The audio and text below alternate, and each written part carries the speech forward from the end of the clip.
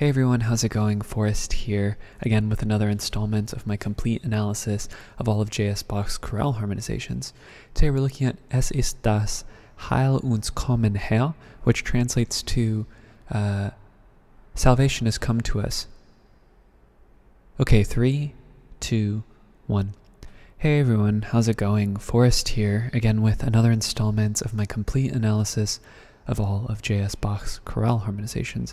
Today we're looking at Es ist das Heil uns kommen her, which translates to salvation has come to us. Now this is a kind of unusual chorale. The melody is a little bit more angular than we're used to in the the melodic choices that Bach made during his compositional career. We have some chromaticism, some leading tone action. It's typically more maybe a little bit more complicated or complex involved. I'm sure there's a more accurate word to describe it, but definitely more complex than the typical melodies you would expect Bach to choose as far as chromaticism is concerned. That being said, we have a very interesting chorale, some interesting key choices throughout, and I'll point them out as we get to them. Let's get started with the analysis. So 4 sharps in the key signature. We start on E major, we end on E major. I reckon we're in the key of E major, but our first cadence is a perfect authentic cadence in the key of A major. So we're looking for a point in which we modulate. And I don't think it happens until about halfway through the chorale. More specifically, I don't think it happens, or through the chorale, no, halfway through the phrase, in and around this D natural here. So we start off with a 1 chord, E major.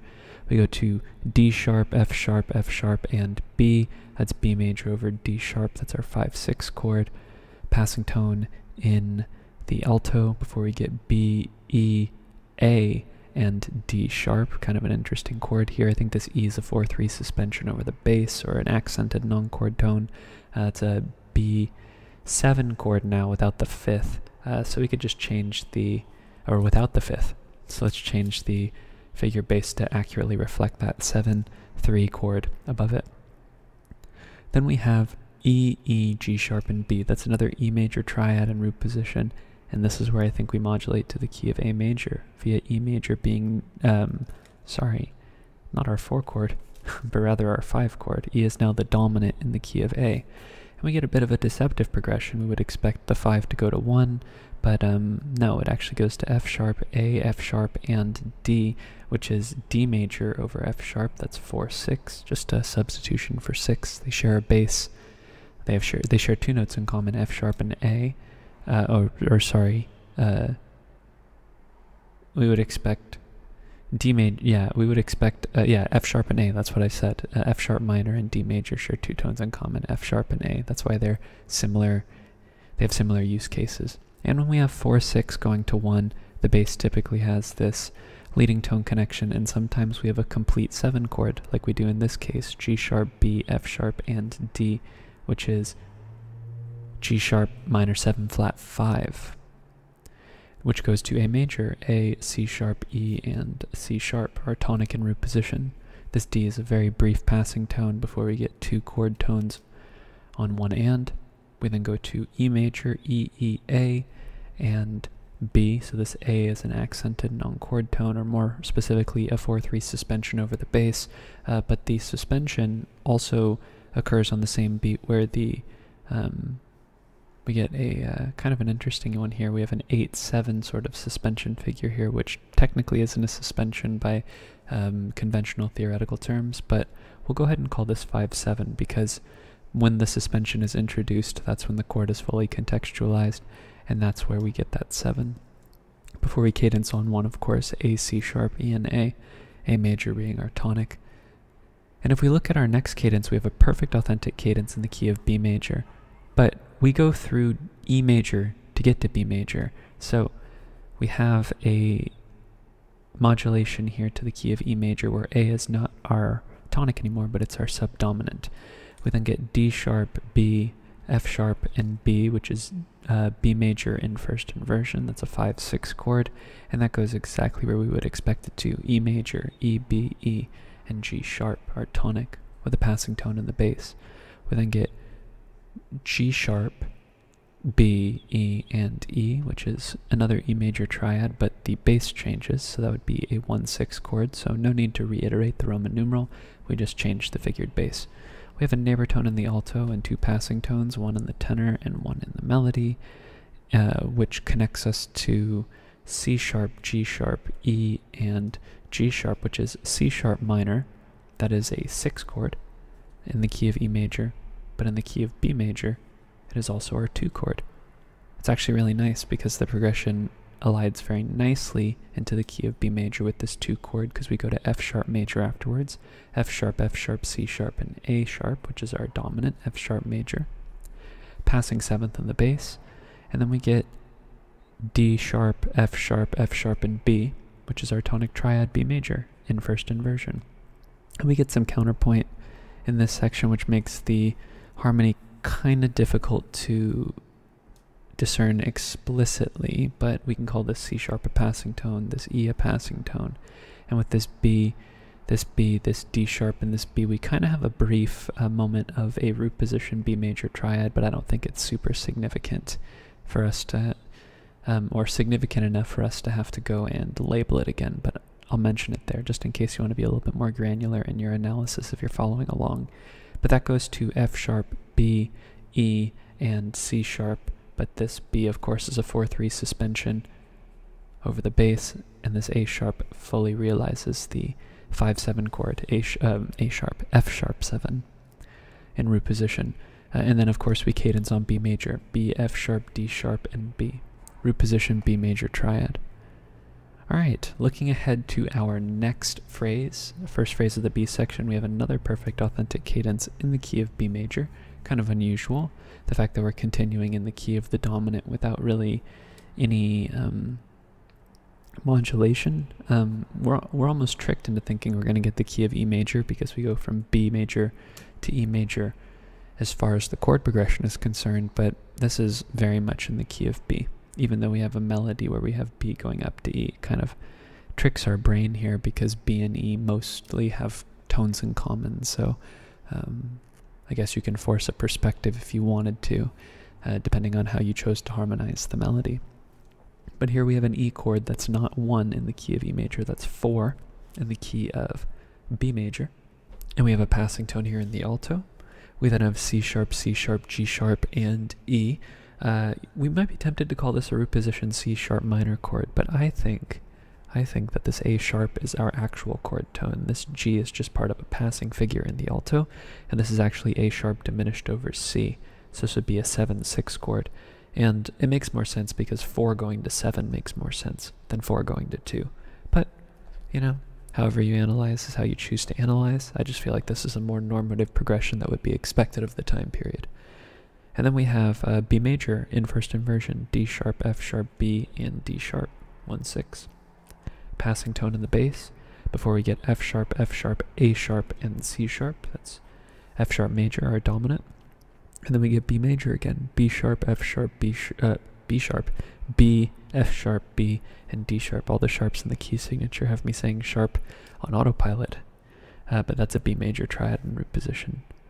We then go to E major, E, B, B, and, G sharp, B, B, and E, which is E major in first inversion. That's a 4/6 chord that kind of gets turned into root position here, but with the passing tone in the melody, that would turn it into a 4/7 chord. And like I said, I'll mention it, but I won't write it down on the page because it doesn't really contribute too much to the chord progression.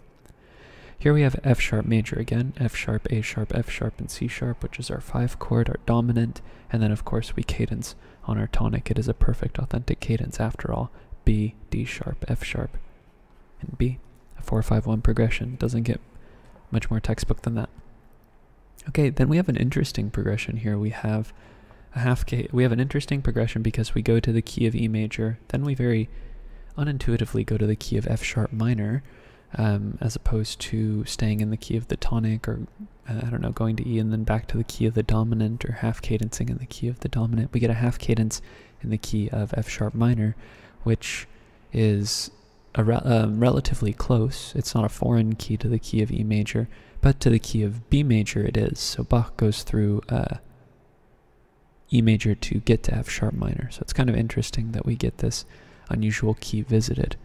or maybe it's not super unusual for Bach, but it would be atypical. It wouldn't have been one of my first guesses. It probably would have been like a second or a third guess for me.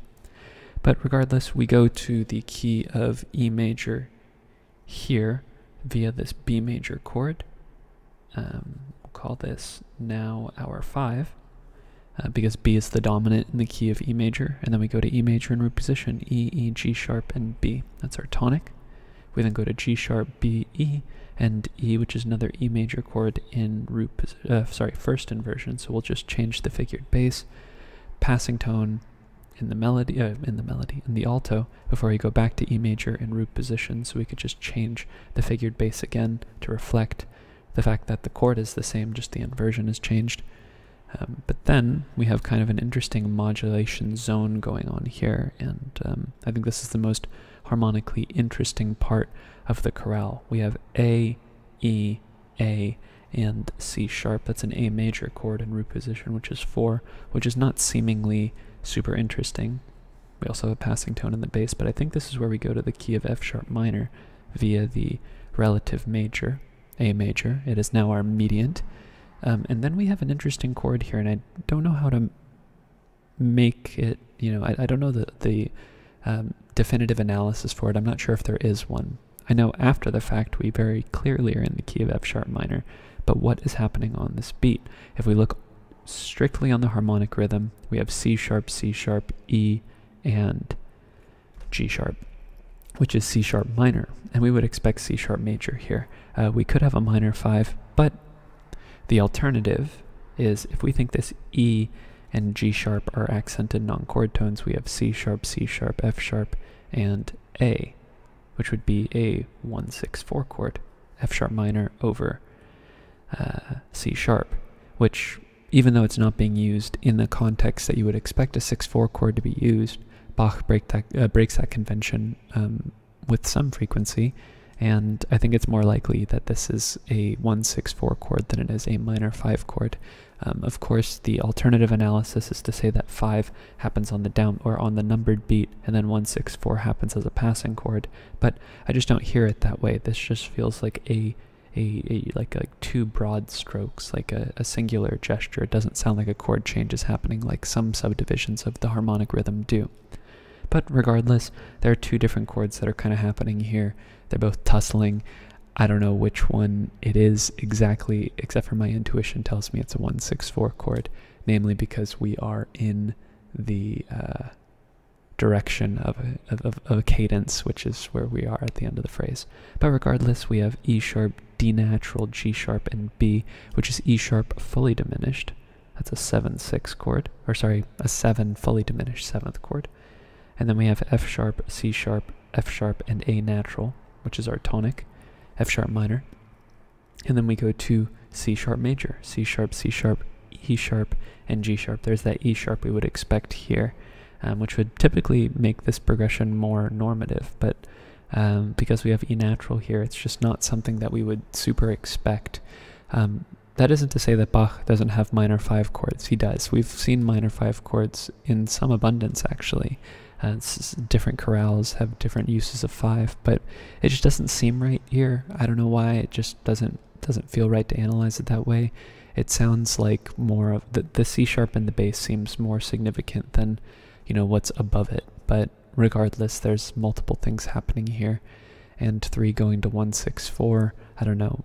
Either chord, it's not a very normative progression. It's not something that we would typically expect, but 1-6-4 is a predominant chord. We then get a chord with a dominant function after the fact. I feel like there is just more in the corner of 1-6-4 being the likely analysis for this, but if you have an alternative opinion, maybe leave it in the comments section below.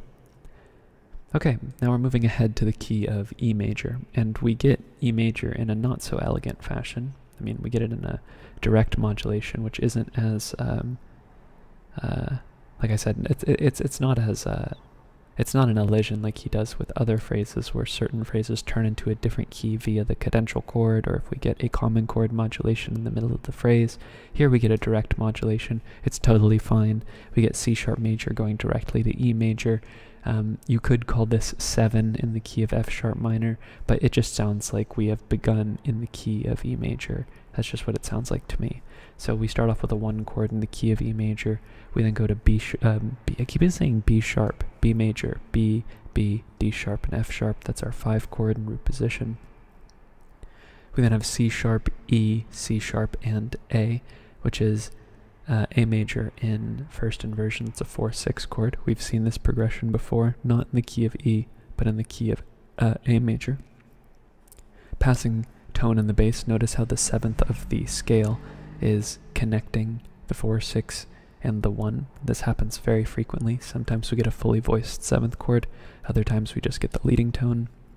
But 4/6 does go directly to 1 in this case, E, E, B, and G sharp. And then we have B major again, B, D sharp, B, and F sharp. So lots of 1s, 4s, and 5s. This B is a chord tone, so no need to analyze it. We then have A sharp, F sharp, C sharp, and C sharp. That is F sharp major over A sharp. That'd be a secondary dominant. That'd be the dominant of the dominant in first inversion. So 5/6 of 5, because F sharp is B's dominant, and B is our 5, or our dominant. And that goes to B major, B, F sharp, B, and D sharp, which is our 5 chord in root position. And in our perfect authentic cadence that we have at the end of our chorale, as we often expect, or as we often get, we have E major, E, G sharp, B, and E, which is a tonic triad in root position. And that is today's chorale. All in all, this section right here in F sharp minor kind of trips me up a bit, but those are the sections that I really love to analyze for, because it really just goes to show the fact that even though there are normative progressions, the fact that, you know, Bach is thinking in terms of vertical chords as well as horizontally, as each voice resolves as its own melody. Still interesting that sometimes we just get some unusual progressions that aren't necessarily reflective of the music of, or more recent music that post-dates Bach. And we have a very interesting progression there, so do with it what you will. Maybe you'll uncover something that I currently haven't yet uncovered. And I hope you do, and I hope you leave it in the comments section. And I also hope you subscribe, because I'm going on this journey to analyze all of the Bach chorale harmonizations, and there are so many of them, and it's going to be a really long journey. So if you want a daily dose of analysis, join me on the journey. Subscribe to the channel, click the notification icon so you get indicated or notified when I upload a video. I upload a video once a day, or so long as I'm on this journey, I'm going to be uploading a video once a day. And I hope to see you in the comments section, or hope to engage with you in some way other than just you watching the video. But of course, you watching the video is totally fine as well. Alright, I'm going to stop the analysis on that note. Thank you again so much for watching the video and supporting the channel. I look forward to tomorrow's analysis, and I hope you take care.